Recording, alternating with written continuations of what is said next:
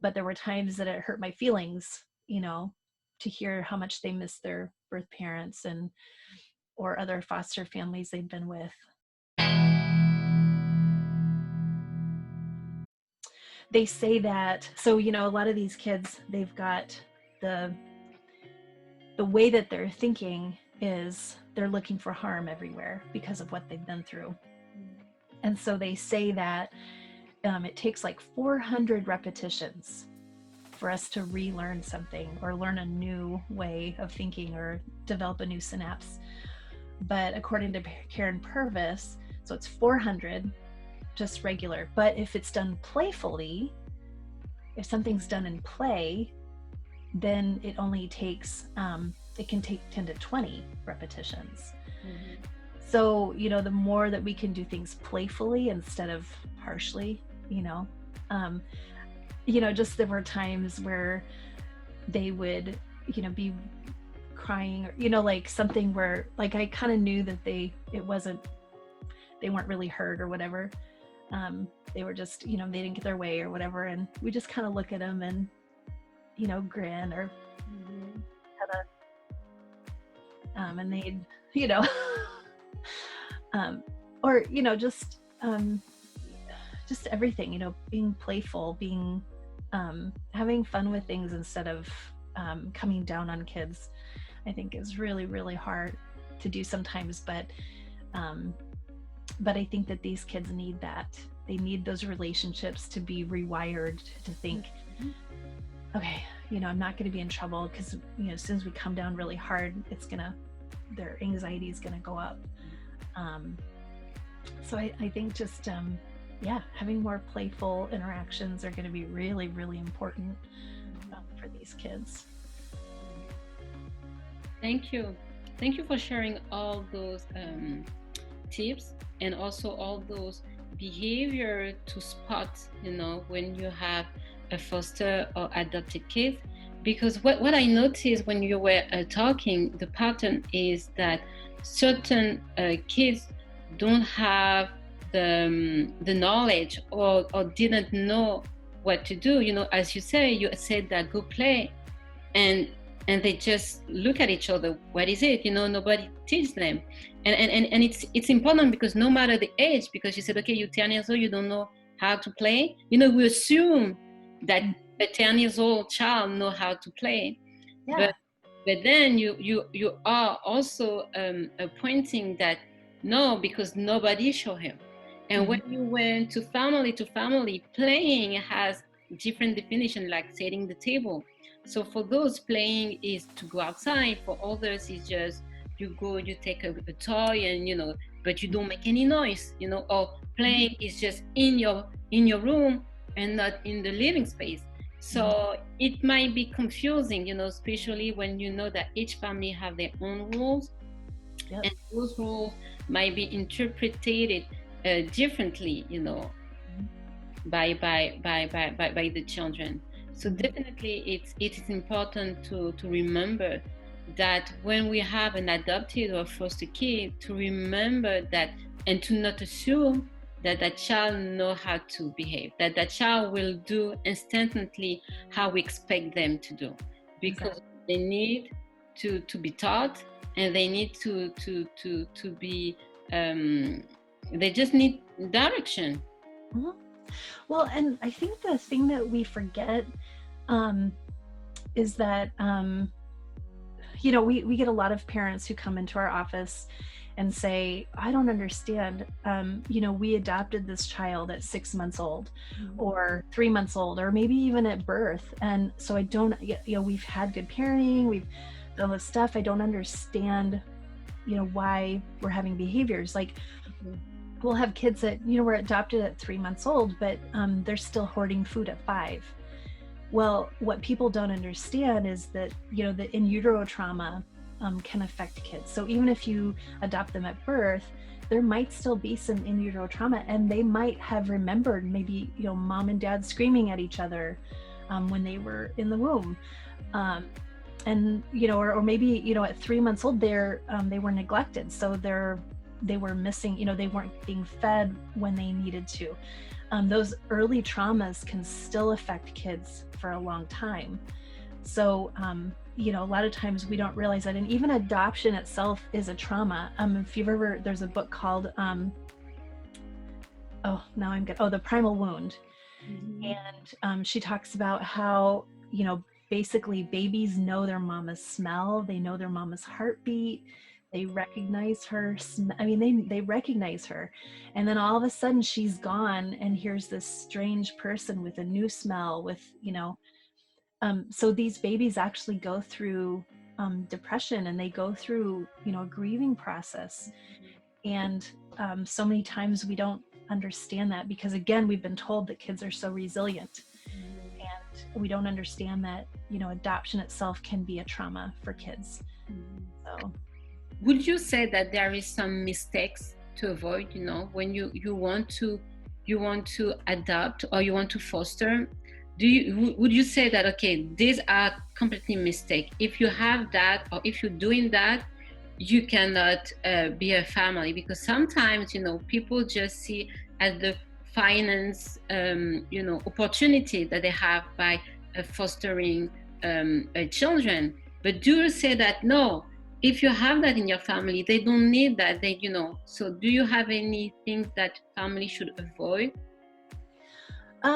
Yeah, I think that no matter what's in your family, as long as you're willing to, I think one of the big mistakes is people don't deal with their own grieving and own issues.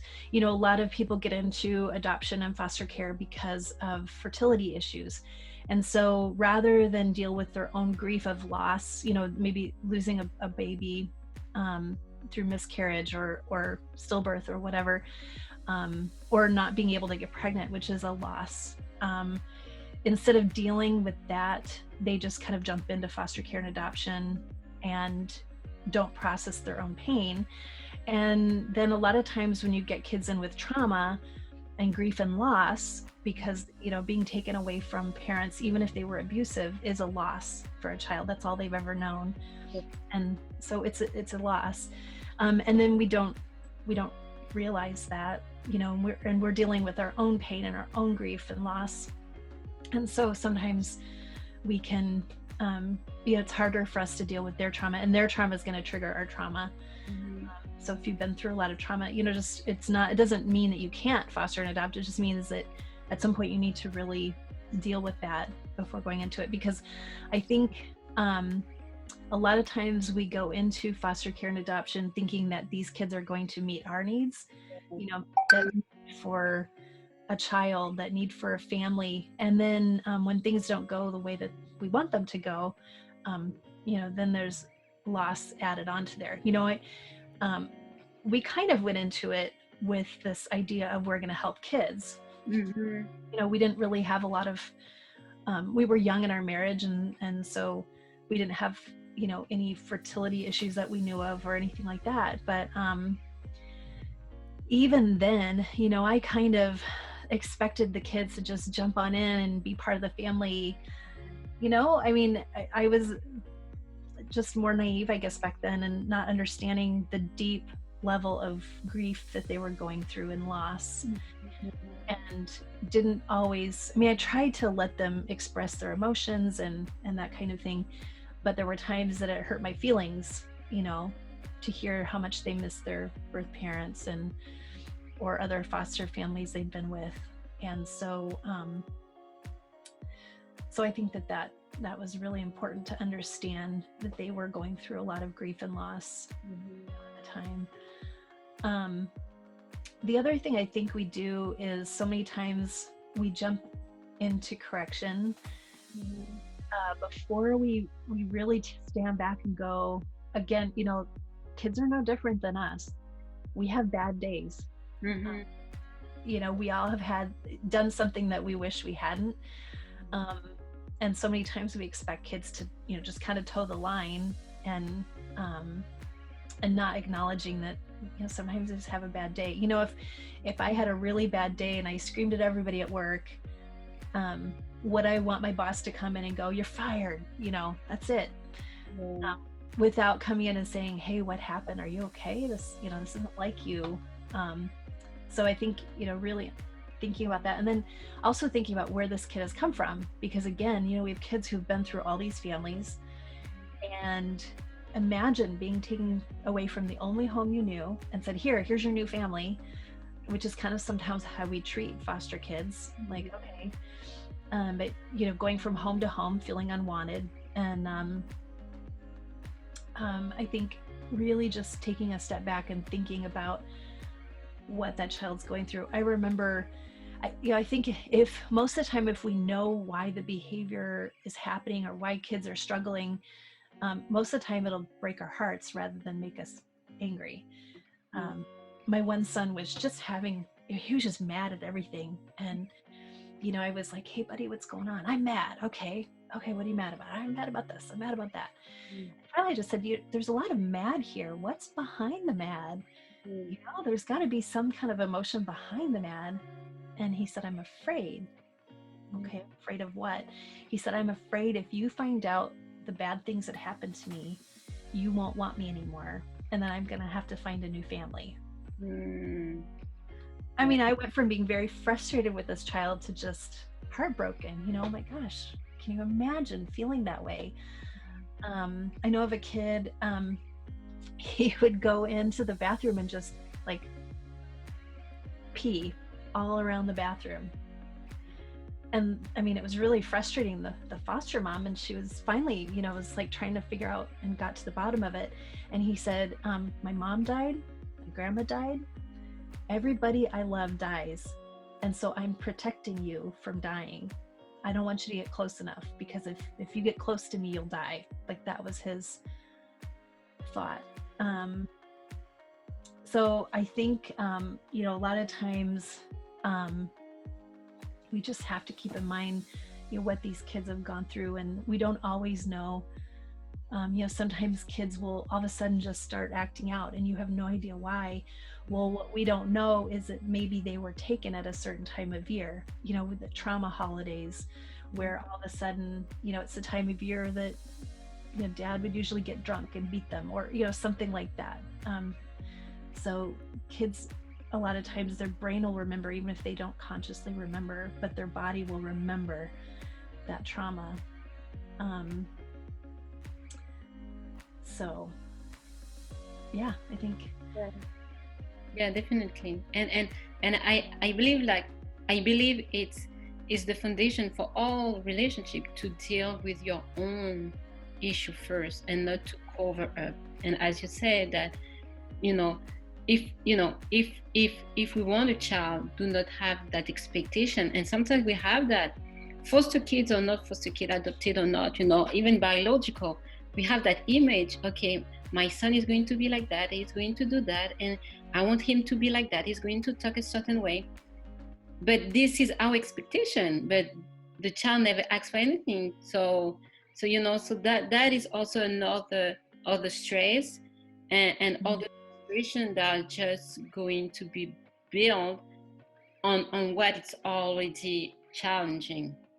So, but do you have, based on that, do you have any new habits that you encourage parents to have with their foster or adopted kids? Yeah, well, I think basically, the reason that I wrote the book, Dancing with Porcupine, was because it can be very challenging and very lonely. You feel very alone. I remember one time, I mean, we were just exhausted. Like, I didn't know that level of exhaustion even existed. It's like, just emotionally, physically, we were drained. And I remember my husband telling someone at work, oh, we're just really tired. And she was like, oh yeah, 3 kids can do that. And he was like, oh, you don't get it. So a lot of times, foster and adoptive parents are judged harshly. Like that parent who, they got their kid at birth, and so everybody's going, well, what's wrong with your parenting that you're having all these behaviors, or so I think it's really important to find other people that you can connect with and really have that community of support, because it is challenging. I call it Olympic level parenting, because I mean, you have to parent very differently sometimes, and other people don't understand. You know, we've had people say, oh, just give the kid a spanking. Well, first of all, you can't do that for foster kids, and it's not helpful, you know, because the kid's been beaten. Like, how is that? You know, that's not going to help them. And then I think really practicing good self-care is huge. And I do talk in the book about some ways that I had to practice self-care above my normal because of the extreme situation.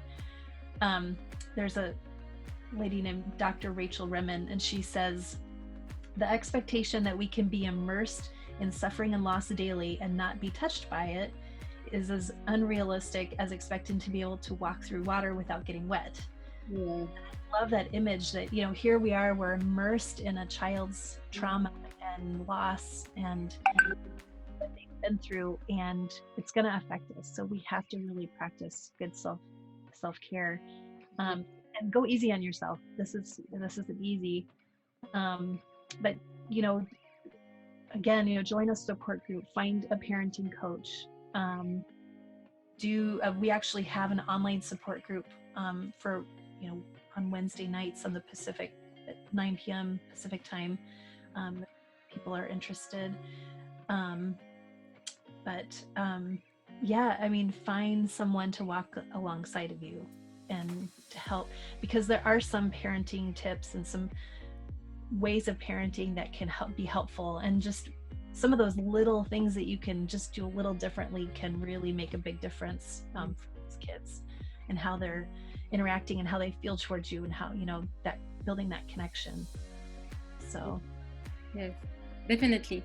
And Dad also echoed that foster kids or adopted kids cannot be compared to biological kids. Yes. Yes, so that's why, because even when you have your own biological kid, you need support. Yes, we can do it. Yeah, well, and you know, unfortunately, I think our society is very, we're very critical of each other. Mm-hmm. I mean, I remember hearing a story. There's a lady, somebody took a picture of her at the airport. She had her baby on a blanket on the floor, and she was typing, you know, in her phone. And they were like, oh my gosh, this terrible parent. Well, come to find out, she'd been holding the baby all day. The baby needed some tummy time, and her plane was delayed, so she had to let people know what was going on. You know, I think so many times, we're so quick to judge and what we don't understand. Mm-hmm. So, you know, I just think it's so important for us to be there for one another and support one another and encourage each other. And, you know, I would love to see more of that happening